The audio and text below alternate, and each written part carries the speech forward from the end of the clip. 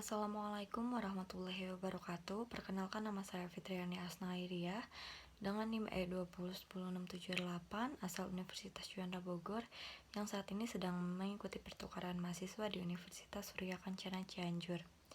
Di sini saya akan mereview kembali materi kuliah Hukum Pidana pertemuan keempat pada Senin 4 Oktober 2021 oleh dosen pengampu yaitu Profesor Dr. Hajah Heni Nuraini SHMH dan Dr. Muhammad Randi Aredayandi SHMH. Di sini saya akan sedikitnya mereview materi mengenai bab 3 yaitu pembaharuan hukum pidana di Indonesia.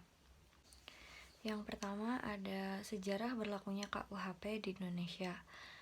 KUHP berasal dari Wetboek van Strafrecht Belanda melalui pasal 75 RR Jo pasal 131 IS sejak 1 Januari 1918 berubah menjadi WVSNI atau Wetboek van Strafrecht Nederland Indi, selanjutnya melalui Undang-Undang Nomor 1 Tahun 1946 WVSNI berubah menjadi KUHP. Yang kedua ada alasan diadakan pembaharuan KUHP. Yang pertama ada alasan politis. Negara Indonesia adalah negara yang merdeka, oleh karena itu sudah sewajarnya kalau memiliki KUHP yang sifatnya nasional yang merupakan hasil ciptaan bangsa Indonesia sendiri dengan menggunakan KUHP bangsa Indonesia sendiri.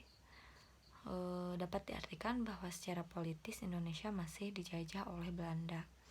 Yang kedua ada alasan sosiologis, yaitu dalam KUHP warisan kolonial Belanda masih ditemukan atau terdapat nilai-nilai budaya dan agama di Indonesia yang tidak diatur dalam KUHP, bahkan tidak mendapatkan pengaturan. Yang ketiga ada alasan praktis, yaitu dewasa ini masih banyak sarjana hukum di Indonesia yang tidak mengerti atau menguasai bahasa Belanda secara lancar, padahal teks resmi yang asli dari WVSNI adalah bahasa Belanda, sehingga ketika diterjemahkan ke dalam bahasa Indonesia terdapat terjemahan yang beraneka ragam yang dikhawatirkan akan terjadi terjemahan yang menyimpang.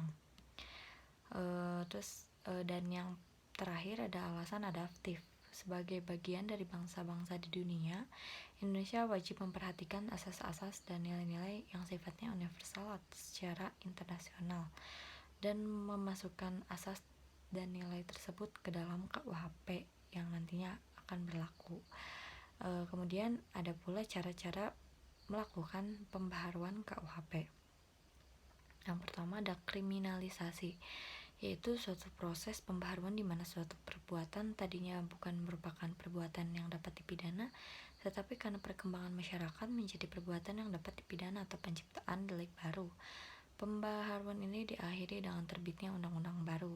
Yang kedua ada dekriminalisasi, yaitu suatu proses pembaharuan yang tadinya suatu perbuatan itu dapat dipidana karena perkembangan masyarakat menjadi perbuatan yang tidak dapat dipidana atau memandulkan delik.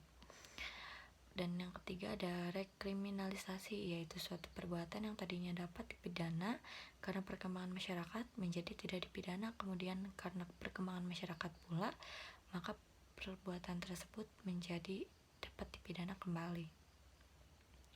Yang keempat ada depenalisasi, yaitu suatu proses yang tadinya perbuatan itu dapat diancam pidana, kemudian ancaman pidananya hilang dan masih dimungkinkan untuk diganti dengan sanksi lainnya.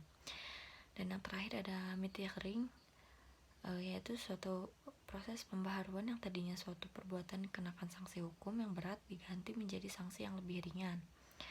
Kemudian ada pula metode pembaharuan KUHP. Yang pertama ada evolusi atau evolusionis, yaitu pembaharuan yang dilakukan dengan cara menyelipkan pasal-pasal baru dalam KUHP.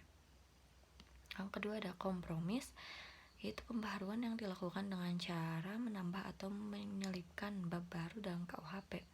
Jadi apabila ada aturan baru yang cukup dengan cara menambah atau menyelipkan saja. Yang ketiga ada global, yaitu pembaharuan hukum pidana yang dilakukan secara keseluruhan, baik hukum pidana material maupun hukum pidana formil. Kemudian ada pula periodisasi pembaharuan KUHP. Secara kronologis, perubahan, penambahan, dan pembaruan undang-undang hukum pidana telah dilakukan terhadap beberapa peraturan atau undang-undang, diantaranya Undang-Undang Nomor 1 Tahun 1946 tentang peraturan hukum pidana, kemudian ada pula Undang-Undang Nomor 20 Tahun 1946 tentang hukuman tutupan. Itu adalah beberapa materi yang telah disampaikan pada minggu lalu. Kemudian saya akan menyampaikan mengenai analisa KUHP. Yang pertama, ada penghapusan kategori kejahatan dan pelanggaran. Buku 2 KUHP mengatur kejahatan terdiri dari 31 bab dan 385 pasal. Buku 3 KUHP mengatur pelanggaran meliputi 9 bab dan 81 pasal. Tapi rancangan undang-undang KUHP tidak lagi membedakan dua kategori tersebut, sehingga hanya ada dua buku KUHP, yakni buku 1 tentang ketentuan umum dan buku 2 tentang tindak pidana. Yang kedua ada pidana mati. Pada prinsipnya, hukum pidana adalah hukum yang mengatur tentang kejahatan dan pelanggaran terhadap kepentingan umum dan perbuatan tersebut diancam dengan pidana yang merupakan suatu penderitaan. Berdasarkan KUHP pasal 10, pidana terdiri atas pidana pokok yang terdiri dari pidana mati, pidana penjara, pidana kurungan, pidana denda, dan pidana tutupan. Berdasarkan rancangan undang-undang KUHP pasal 66 ayat 1, yaitu pidana pokok terdiri atas pidana penjara, pidana tutupan, pidana pengawasan, pidana denda, dan pidana kerja sosial. Kemudian ada pula makar terhadap presiden dan wakil presiden. Makar adalah niat untuk melakukan suatu perbuatan yang telah diwujudkan dengan adanya permulaan pelaksanaan perbuatan tersebut. Perbedaan yang diperlihatkan yaitu dari sanksi yang diberikan pada KUHP sanksi penjara hanya paling lama 20 tahun, namun pada rancangan undang-undang KUHP sanksi penjara terdapat paling singkat 5 tahun dan paling lama 20 tahun. Sekian yang dapat saya sampaikan. Mohon maaf bila ada kesalahan kata dalam penyampaian. Wabillahi taufiq wal hidayah. Wassalamualaikum warahmatullahi wabarakatuh.